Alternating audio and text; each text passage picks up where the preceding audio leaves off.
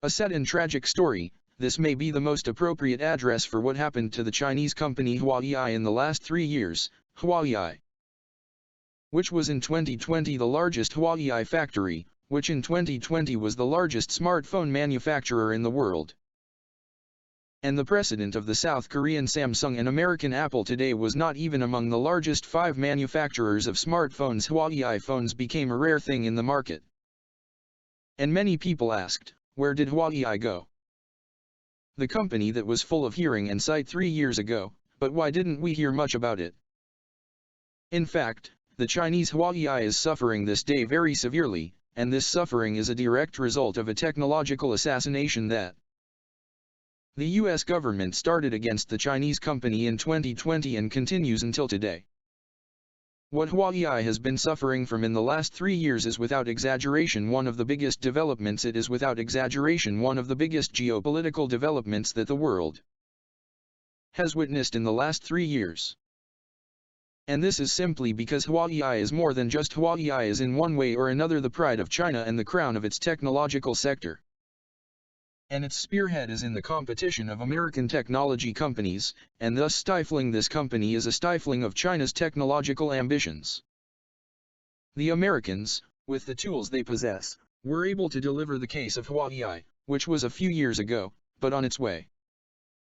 To dominate the global markets for smartphones and generation networks. The fifth is a very difficult situation, and the fifth generation networks are in a very difficult situation, to the extent that Eric Shaw, chairman of the board of directors of Huawei, came out and said that his company's goal during the next 5 years is to achieve she survives by herself or stays alive, and you do not lock up and you don't lock up, which makes you, of course, ask what exactly is happening in Huawei? What happened to this company in the last 3 years? How did the Americans besiege her and shoulder her? Will the Chinese watch the collapse of Huawei? Is it possible for them to think of dismantling the company and starting over with other new companies in order to avoid the American blockade of Huawei, which is at the forefront of this day in America? And then, Huawei, will you tolerate the US embargo until when? What is the news of the company's smartphone sector? And how do the Americans prevent Huawei from obtaining its needs of electronic chips over its needs of electronic chips, while America does not originally manufacture these chips? And how can America force other countries to not get close to China and not sell it a single straw? This is part of what we will be chatting with each other in this day's episode. I am MR Rag. Let's go. On December 1, 2018, former U.S. President Donald Trump was dining with Chinese President Xi Jinping in the Argentine capital, Buenos Aires, on the same day, but in another place far away. Thousands of miles away from Argentina, Meng Wanzhou, Huawei's chief financial officer, was traveling from Hong Kong to Mexico, but before arriving in Mexico, the plane landed in Canada, specifically at Vancouver International Airport. The plane was among the passengers. They interrogated her for 3 hours, and at the end they decided to arrest her. Why did you arrest her? He told you in an arrest warrant from the American authorities, specifically from the FBI or the Federal Bureau of Investigation, on charges of her involvement in violating the American sanctions imposed on Iran. The main concern of the global media and China turned the world, because Wanzhou is not just an ordinary executive officer of a well-known Chinese company. Not the daughter of the founder of Huawei himself, Ren Zhengfei, and the potential heir to the most famous technology company in China, which, by chance, is the most Chinese company that Americans are worried about. Of course, this was not coincidence, no need, and the Chinese were saying that the story of this arrest, the Canadians and the Americans, was arranged with each other before the plane and Enzo originally landed in Canada. But this is not the important thing. The important thing is that the Chinese felt that the Americans were preparing a calamity that was not for Huawei, and that there was treachery that would happen at that time. The Chinese asked themselves a very simple question. We are in the place of the Americans, and we want to trap Huawei, or at least besiege it. What are we going to do? The answer to this question is very simple, and anyone who has an idea about the nature of the business in which Huawei is active can answer it easily. The answer is the chips or electronic chips. Electronic chips, as you know, are the brain of any electronic device without these chips. Huawei phones will not work, and their 5th generation equipment does not work. There will be a crisis, and on this basis, the Chinese ran, days after the arrest of Wanzhou, to buy huge quantities of electronic chips in order to store them. And they would have a decent reserve of them. Before the Americans did it with them and shut the tap in 2019, which is the first year after the arrest of Wanzhou. China spent about $23.5 billion on its purchases of the processors and electronic chips, and this number is higher by 73% compared to its purchases in 2018. Huawei was trying to quickly get its hands on as many chips, processors and flash memory as possible, and it was buying from everyone who was willing to sell. Meaning it bought from the South Korean Samsung and from SK Hynix South Korea, too. From the American Micron. From the American Intel, from the Japanese Kexia. From the American Xilinx, and from the American AMD, and above all, of course, the Taiwanese Chinese TSMC ran in late 2019 on TSMC, which is, as you know, the world's largest manufacturer of electronic chips, and asked it to make large quantities of the 7nm Chinese processor known as Tiangang. This processor is the most important piece in the 5th generation stations that Huawei sells everywhere in the world in 2020. TSMC made more than 2 million units of Tiangang for the Chinese. The volume of Chinese orders was so huge that the Taiwanese doubted themselves and thought that they miscalculated the volume of global demand for chips in 2020. But in fact, the accounts of the Taiwanese were not wrong, and there is no need. The whole story is that the Chinese were insuring themselves before the treachery movement that they expected from America, and indeed in May 2020. What happened to the Chinese who were working on their account? The U.S. Department of Commerce issued a decision banning any company in the world using any American technology. It sells a single processor or electronic chip or originally deals with the Chinese in anything related to semiconductors without taking permission from the United States. From May 2020 and until today, there is no company expensive in any part of the semiconductor industry. You can deal with Huawei without the permission of America, for example. In August 2021, Huawei bought large quantities of electronic chips to be used in the automotive industry. What is this arrogance? I mean, how is America, which is not considered a global power in the field of electronic chip manufacturing, and who originally buys its needs of chips from Taiwan's TSMC, like China, was able by one decision to shut down water and light on Huawei and prevent any company in the world, regardless of its nationality, that it deals with? How did the Americans raise the slogan "if a man sold to Huawei"? And how is there no company that can violate the American decision without exposing itself to sanctions?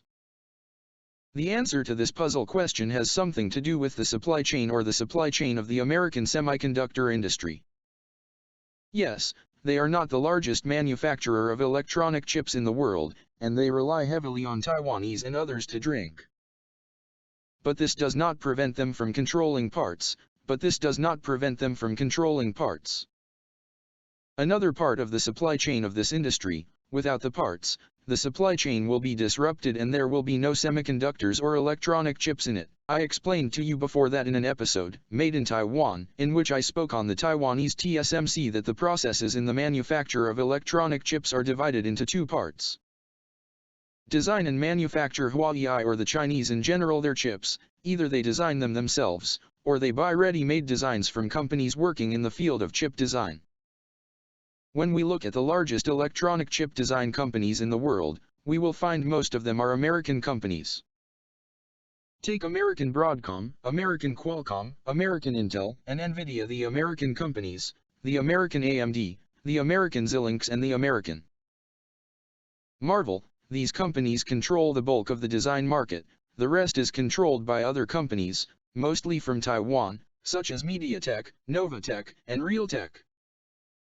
For the Chinese, and we will know why a little more.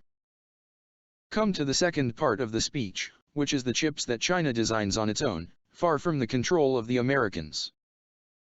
Take care, we are all this, we still haven't gone out of manufacturing.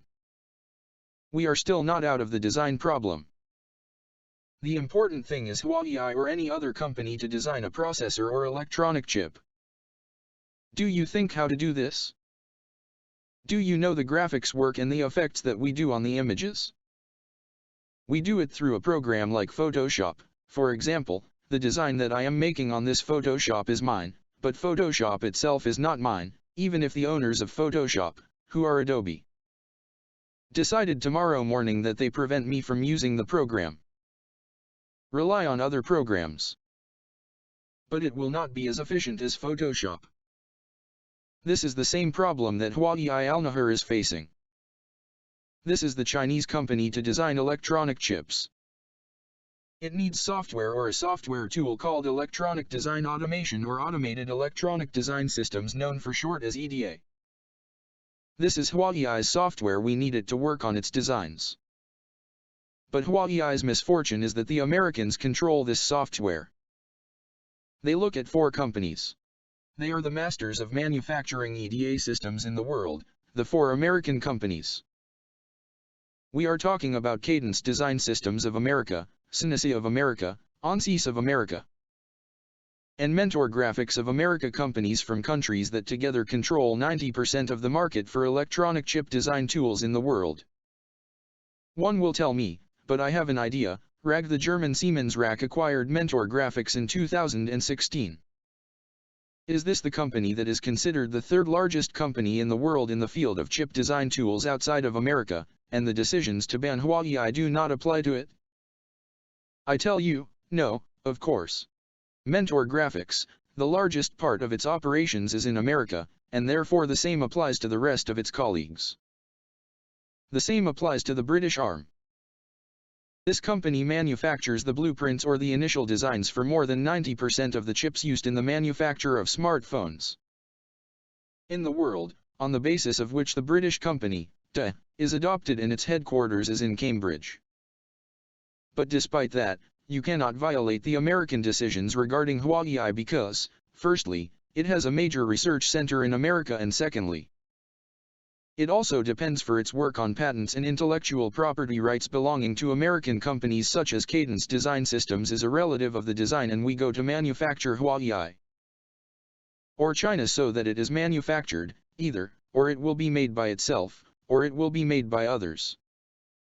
KLA Tenker, the 4th is ASML, the Netherlands, and the 5th is Tokyo Electron, Japan. The 3 American companies, of course, cannot sell any equipment or machine to Huawei as we are. You know the Dutch ASML and the Japanese Tokyo Electron. But they will not be able to, because both rely on many of the tools and technology that they use in manufacturing on American patents and intellectual property rights. These patents use them with a license from the Americans, and they are able to stop the licenses this morning and stop themselves completely so that they cannot sell no to Huawei. No one else. That is why the 2 companies refuse until today to challenge the Americans or disagree with them. The evidence is that in November 2019 the Dutch ASML, which is by the way the largest company in the world in the field of electronic chip manufacturing equipment and machinery, postponed the delivery of ultraviolet lithographic scanners used in the manufacture of electronic chips for the Chinese company SMIC, and this delay happened under pressure from the Americans, who wanted the Chinese to never advance in the field of chip manufacturing, and although there was a previous agreement between the Chinese and the Dutch, until today the Dutch are afraid to hand these machines to China, and the reason for their fear is the American sanctions that could stop their situation exactly. Okay, China will not buy machines and will go to manufacture for others, so you will meet the same for the problem of Taiwan's TSMC, South Korean Samsung and American Intel. They are the kings of the field of electronic chip manufacturing, and the three depend on American technology in their manufacturing processes, either directly or indirectly. For example, a large part of the materials and chemicals involved in the chip manufacturing process come from American companies such as DowDuPont. 3M and Corning are the reason why TSMC and its colleagues are complying with the US ban on Huawei, and by the way, the Americans can upset TSMC by putting pressure on Dutch ASML. Last June, they would purchase high-NA EUV scanners from ASML. These scanners are powered by a technology that is considered the latest of its kind in the world. The Taiwanese are supposed to receive these machines in 2024, but the Americans have the ability, if they like, to prevent the Dutch from handing over the Taiwanese because of this. The Taiwanese are strictly committed to the decisions to ban Huawei to obtain its needs of semiconductors or electronic chips, and this is a fatal thing for any technology company. Some of the chips that Huawei caught in storage before the American ban decisions began to get rid of it for a long time. And the company began to suffer greatly in the first quarter of the year in which these Huawei profits decreased by 67%. And its revenues declined for the sixth consecutive quarter. If you think about the decisions to ban Huawei, it was almost in the middle of the second quarter of 2020, in this quarter. Huawei was estimated for the first time in its history that it exceeds Samsung and Apple and remains the largest producer of smartphones in the world. Huawei at that time was looking like a missile, and there were analysts many expect that it will eat a large part of the share of Samsung and Apple. But the American ban decisions changed everything. The company that was 3 years ago, but the leader in the smartphone market today, is not even among the top 5 companies in the market. Their business in the field of smartphones, in particular, will not live in light of the American ban decisions, which stood their ground. They sold their well-known brand in the field of smartphones Honor on November 20, 20 for a government company called Shenzhen's Hickson New Information Technology Honor. When you follow it, it can still buy normal electronic chips from American companies and use the services of an American company like Google without any problems. It makes you ask if the movement of this Honor is the solution.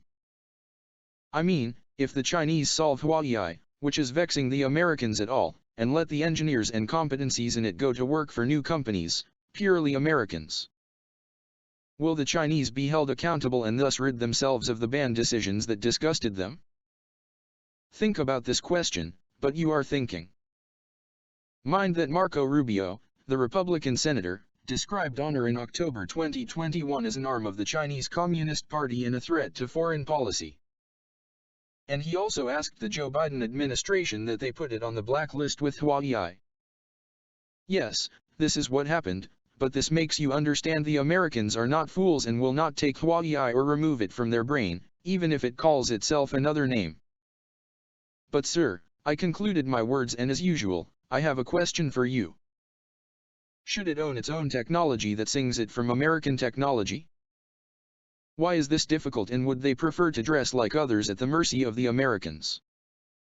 Like others at the mercy of the Americans?